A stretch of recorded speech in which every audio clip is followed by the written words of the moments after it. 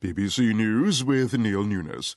The American presidential hopeful Mitt Romney is preparing for the most important speech of his political career at the Republican Party convention in Florida.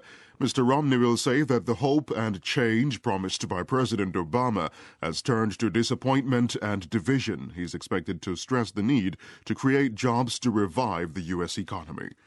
A former member of the U.S. Navy commando team that killed Osama bin Laden is being threatened with legal action by the U.S. government over a book he wrote about the mission. The Pentagon said the book violated non-disclosure agreements signed by the man when he was in military service.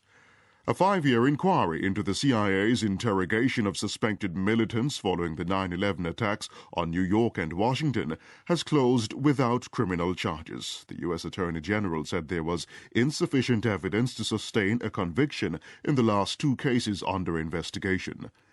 Prosecutors in South Africa have used an apartheid-era law to charge hundreds of workers from the Marikana platinum mine with the murder of 34 of their own colleagues who were shot dead by the police.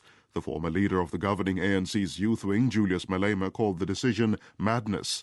The World Bank has warned that a sharp rise in food prices is threatening the well-being of millions of people. It said consumers in Africa and the Middle East were particularly at risk. The Mexican Electoral Court is preparing to rule on an appeal against the result of July's presidential election. The center-right candidate Enrique Peña Nieto was declared the winner after a recount of nearly half the votes. An American who worked at a U.S. consulate in China has admitted trying to sell information to the Chinese government. Brian Underwood was accused of writing to China's Ministry of State Security, offering to provide details of security arrangements at the consulate. BBC News.